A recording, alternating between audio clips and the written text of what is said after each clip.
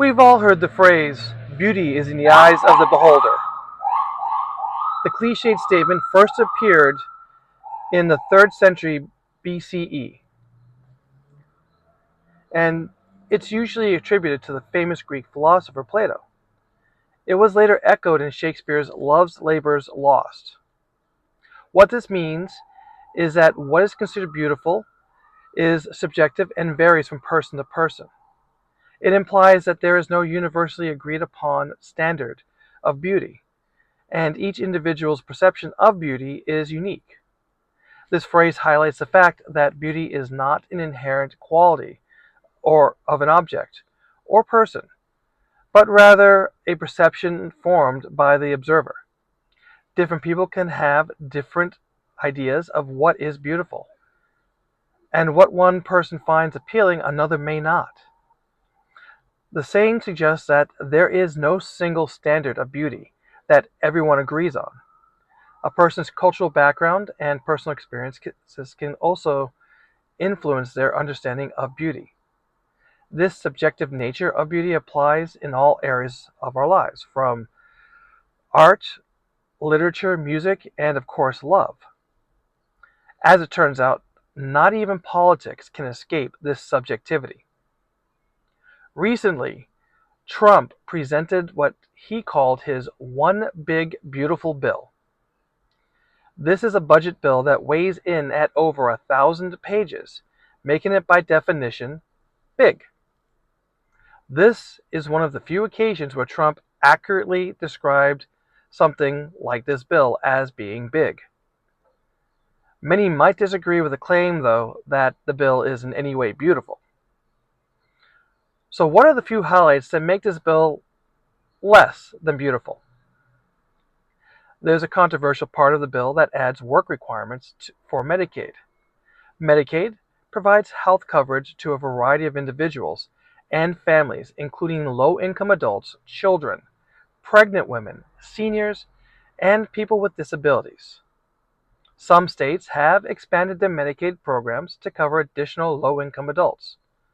Lawmakers argue that changes introduced by the bill will bring in hundreds of billions in necessary savings through the introduction of new work requirements.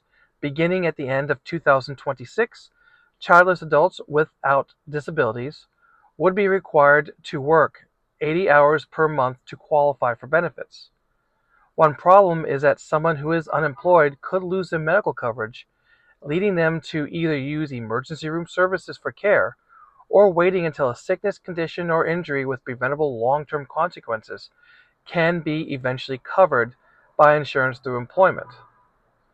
This makes getting care directly more expensive for those individuals while causing the overall rise in the cost of care to cover the losses. Legislation also zeroes in on what Republicans characterize as waste and fraud and abuse within the program by shifting the enrollment period from once a year to every 6 months and adding additional income and residency verifications for enrolled individuals. This section fails to describe what the verification entails, and the requirement of re-enrolling every 6 months can actually create more expenses for the program by doubling the processing for qualified beneficiaries of the program. For clarification, the so-called Medicaid abuse includes the overall improper payment rate in 2024 of 5.09%. This translates to $31.1 billion in improper payments. However, this rate is not solely due to fraudulent activity. It also includes errors related to the eligibility determinations and billing. In other words, human error plays a role in these costs and won't be eliminated by simply finding ways to kick people off of the program. The same is true for how the bill will change the Supplemental Nutrition Assistance Program, known as SNAP, which benefits more than 40 million low-income Americans.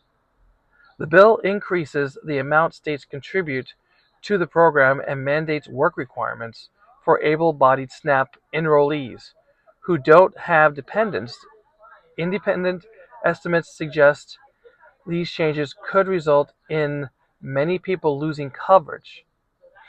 The rate of SNAP fraud, including overpayments and underpayments, is estimated to be 11.54% of the total benefits, according to the USDA.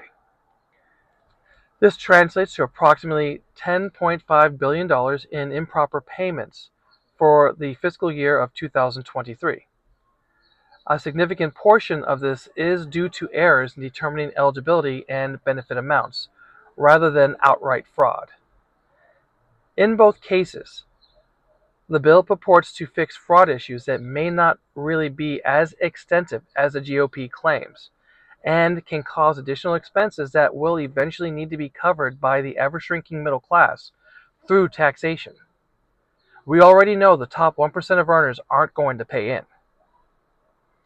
Other highlights from this bill include ending the $7,500 credit for buying an electric car and phasing out of credits for producing or investing in renewable energy sources such as solar and wind.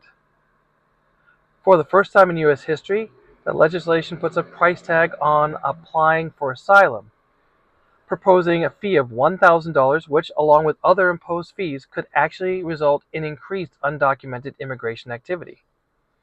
Cutting $330 billion from the student loan system, from scrapping existing repayment options, including the Biden-era SAVE program that based payments on income and household size, only to replace them with their new standard repayment plan and an income-based plan Republicans call their repayment assistance plan. Changes to the Pell Grant program for low-income students that increase the definition of full-time college attendance. The changes could ultimately result in less aid for many students.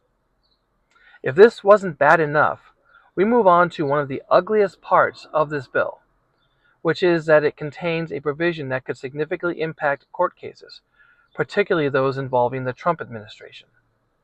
The bill includes a section that restricts the ability of federal courts to enforce contempt citations for violations of injunctions or temporary restraining orders. Specifically, courts cannot use appropriated funds to enforce contempt citations unless a bond is paid when the injunction or order was initially issued. This provision applies retroactively, potentially affecting existing court orders. The bill includes a section that restricts the ability of federal courts to enforce contempt citations for violations of injunctions or temporary restraining orders. Specifically, the courts cannot use appropriated funds to enforce contempt citations unless a bond was paid when the injunction or order was initially issued. This provision applies retroactively, potentially affecting existing court orders. But why are they doing this? This is about undermining court authority. This provision could weaken the judiciary's power to ensure its orders are followed, potentially allowing the executive branch to defy court rulings without consequence. By requiring bonds for injunctions and restraining orders, the bill could make it financially difficult for individuals and organizations to challenge government actions in court. The retroactive nature of the provision could render many existing court orders unenforceable. It can be argued that this provision undermines the separation of powers and the judiciary's role as a check on the executive branch. Legal experts have called the provision, say it with me now, unprecedented, suggesting it could severely limit the ability of courts to hold governments accountable. There is reason to fear that this provision could be used to shield the executive branch from legal challenges and allow it to act with impunity. It's not like all hope is gone. Judges could potentially circumvent the provision by setting the required bond to be very low. The provision might not be able to affect future cases where judges could incorporate the bond requirement at the outset. Is it any wonder why they decided to pass this bill overnight when most of the American public was asleep? Mere hours after making it public, making it impossible for anyone to understand the full extent of this bill, designed to make the rich richer through cuts to social safety nets. The late George Carlin once said, "It's called the American dream because you have to be asleep to believe it." We all need to wake up and stay woke. That's what I have for this week. Until next time, remember, you have a voice. It's imperative that you don't let anyone silence you. If you like this content, please like and subscribe for more videos like this. Ring the bell for updates. It really does help the channel.